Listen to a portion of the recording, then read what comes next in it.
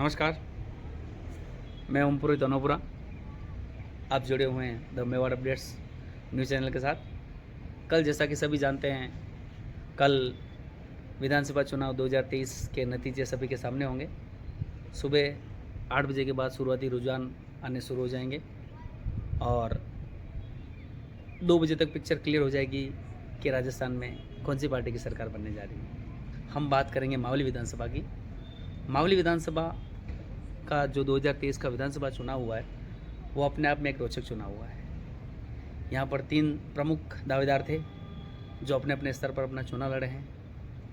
बाजी कौन मारेगा ये तो कल ही सभी के सामने होगा, लेकिन उससे पूर्व एक रात पूर्व मेवाड़ अपडेट्स ने जो यहाँ से एग्जिट पोल जुटाया है वो हम आपके सामने रख रहे हैं। हम आपको अवगत करा रहे हैं कि किस तरह से चुनाव लड़े। उसके बाद में 25 नवंबर को चुनाव समाप्त होने के बाद जो हमने हमारे जो आंकड़े एकत्र किए वो आपके सामने रख रहे हैं और हम आपको बताना चाहेंगे कि यहाँ से कौन बाजी मार सकता है। ये तो कल ही डिसाइड होगा कि किसने कितने वोटों से बाजी मारी है। कांग्रेस से पूर्व विधायक और वर्तमान प्रधान पुष्कर लाल डांगी ने चुनाव लड़ा। कांग्रेस पार्टी ने उनको प्रत्याशी बनाया।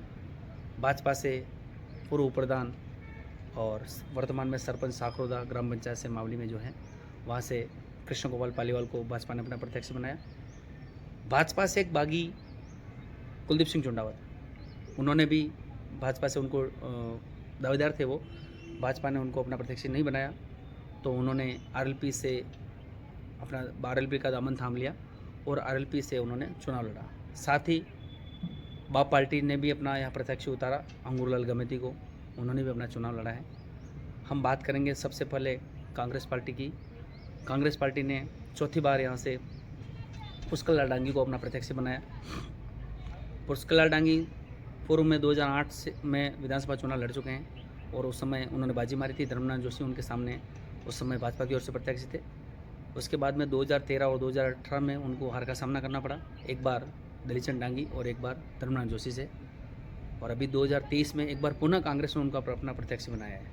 वर्तमान में अभी वो मावली पंचायत समिति के प्रधान भी हैं। भाजपा ने जो अपनी अंतिम सूची उसमें अपना प्रत्याशी बनाया था कृष्ण गोपाल पालीवाल को। कृष्ण गोपाल पालीवाल प्रथम बार विधानसभा का चुनाव लड़ रहे हैं। उससे पहले वो पंचायत समिति चुनाव लड़ चुके हैं और वर्तमान में सरपंच भी है दूसरी बार, जहाँ तक जो ज्ञात है हमें। भाजपा 2018 में जो भाजपा ने 2018 का चुनाव मैंने पूरा कवर किया था। 2018 में जो भाजपा ने जो चुनाव लड़ा था वो इस बार चुनाव नहीं लड़ा है। कांग्रेस में भी यूँ कह सकते हैं कि कांग्रेस में भी जितने जो दावेदार थे, कांग्रेस के जो एक पदाधिकारी हैं, सिर्फ मैंने जो ग्राउंड रिपोर्ट की उसमें मैं ये कह सकता हूँ कि कांग्रेस के जो सिर्फ 2 ब्लॉक अध्यक्ष, खैर और भी लोगों ने मेहनत की होगी, 2 ब्लॉक अध्यक्ष के अलावा किसी बड़े नेता ने कांग्रेस में अपने प्रत्याशी को जीताने में मेहनत नहीं की। और पुष्कर लाल डांगी ने जो 2021 में प्रधान बनने के बाद जो कार्य किए हैं, ग्राम पंचायतों में प्रधान पंचायत समिति में जो प्रधान पद पे रहते हुए उन्होंने कार्य किए हैं। साथ ही साथ 2018 विधायक का चुनाव हारने के बाद भी सरकार कांग्रेस की थी।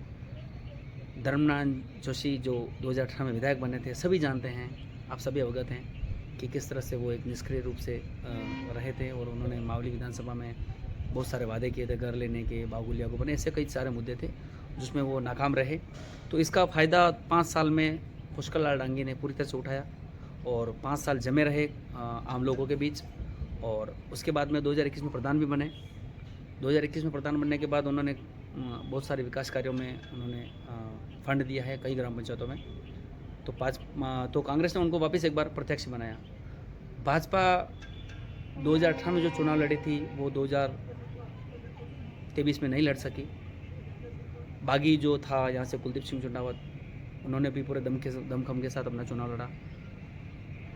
भाजपा की जो सोशल मीडिया वाली टीम थी, कांग्रेस में तो खैर बहुत कम है सोशल मीडिया की टीम, भाजपा की जो सोशल मीडिया की एक बहुत बड़ी कैंपेनिंग मानी जाती है वो इस चुनाव में नहीं दिखी। और भाजपा के जो पदाधिकारी हैं और भाजपा के जो कई मोर्चा हैं, युवा मोर्चा ले लो आप, एसटी मोर्चा ले लो आप, ओबीसी मोर्चा ले लो, इससे कई मोर्चे थे, किसान मोर्चा ले लें, इससे कई मोर्चे थे वो जो एक्टिव नज़र नहीं आए, इस चुनाव में तो नहीं आए। खैर आगे की बात आगे की हो सकती है, लेकिन इस चुनाव में तो नज़र नहीं है। हो सकता है भाजपा से जो बागी कुलदीप सिंह चंडावत थे, उन्होंने उनको कब्जा लिया हो। ऐसा ऐसा भी चला था कि कई ऐसे व्हाट्सएप ग्रुप थे जो भाजपा के बने हुए थे, उस पर एक तरह से जो आरएलपी से प्रत्यक्ष कुलदीप सिंह चंडावत उनकी टीम ने कब्जा कर लिया था। और भाजपा की जो सोशल मीडिया की टीम में जो लोग बचे थे, वो भी कहीं न कहीं कांग्रेस की बजाय आरएलपी से लड़ते हुए देखे गए इस पूरी चुनाव दरमियान। और जो कुलदीप सिंह ने जो पहले मेहनत की थी, वो मेहनत कहीं न कहीं उनके इस चुनाव में काम आई कि उन्होंने जिस तरह से चुनाव से पूर्व ही कई ग्राम पंचायत, कई बूथ लेवल पर उन्होंने दौरे किए थे। कृष्ण गोपाल पालीवाल बिल्कुल एकदम फ्रेश कैंडिडेट थे। भाजपा ने उनको ब्राह्मण चेहरे के तौर पर क्योंकि मेवाड़ के अंदर ब्राह्मण को कहीं भी एक भी सीट नहीं दी गई थी, जिसके बाद कहीं न कहीं कृष्ण गोपाल पालीवाल को भाजपा एक अंतिम सीट बची थी मेवाड़ में मावली, यहाँ से उनको प्रत्यक्ष बनाया। तो कृष्ण गोपाल पालीवाल भी अपने कार्यकर्ता, जो भाजपा के कार्यकर्ता है मावली में, पदाधिकारी मंडल अध्यक्ष हैं, कई हैं ऐसे बहुत सारे, तो इनके भरोसे पे भी उन्होंने चुनाव लड़ा। और उन्होंने खुद भी चुनाव लड़ा, मतलब ऐसा नहीं कि वो नए फ्रेश कैंडिडेट है, वो भी इससे पहले चुनाव लड़ चुके हैं, लेकिन विधानसभा चुनाव उनका भी प्रथम था।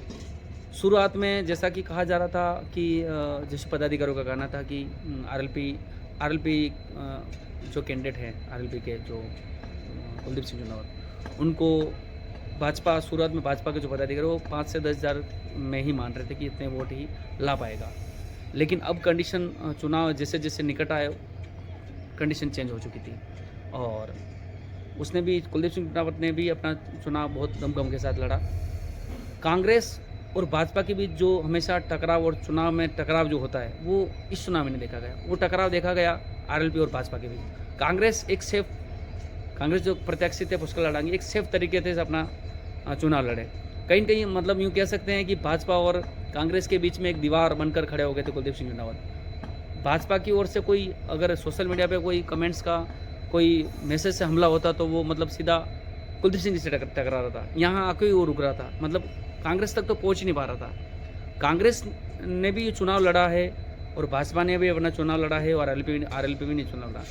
कुल मिला के हमने कई लोगों से बात की, कई कार्यकर्ताओं से बात की, कई पदाधिकारियों से बात की, कई प्रभारियों से भी बात की। मोटा मोटी देखने में यही आ रहा है कि अब की बार मामली 2013 और 2018 में जो भाजपा चुनाव लड़े थे, 2023 में वो भाजपा चुनाव नहीं लड़ सकी।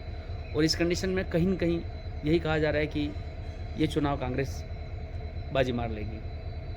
रही बात भाजपा के कैंडिडेट की, बिल्कुल वो भी मजबूत हैं, मजबूती तरीके से चुनाव लड़े हैं।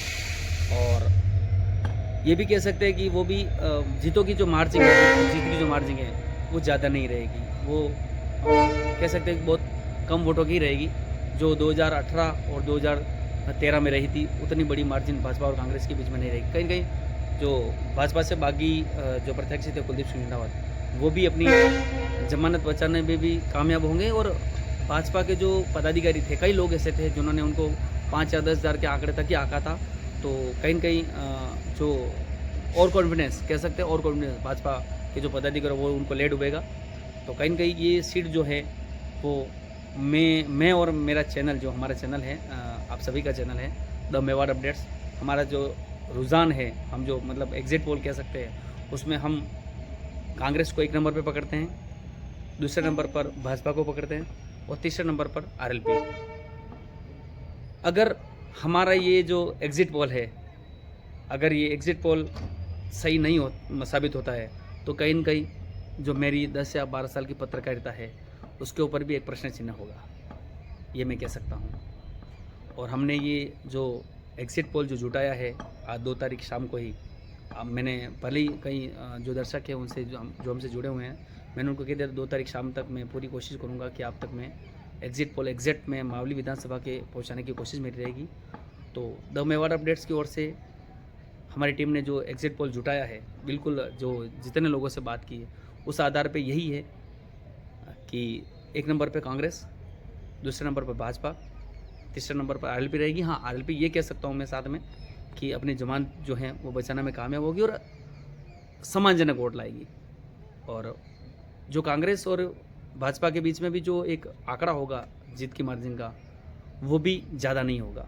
मतलब कुल मिलाकर ये कह सकते हैं कि भाजपा को अगर हार का सामना करना पड़ रहा है तो वो एक बागी की वजह से करना पड़ रहा है, ये भी एक सत्य बात है।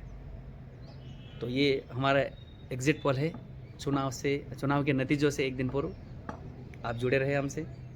हम आगे भी आपको मावली विधानसभा और साथ ही साथ मेवाड़ की कई खबरों से, जो लेटेस्ट खबर होगी उससे हम आपको अवगत कराते रहेंगे। धन्यवाद, नमस्कार, जय हिंद। और साथ ही एक मैसेज और, कल जैसा कि परिणाम आएंगे सभी विधानसभाओं के, हमारी कोशिश रहेगी कि हम आपको हमारे जो व्हाट्सएप ग्रुप हैं जो बने हुए हैं उस पर आपको लेटेस्ट अपडेट से अवगत कराते रहेंगे। धन्यवाद।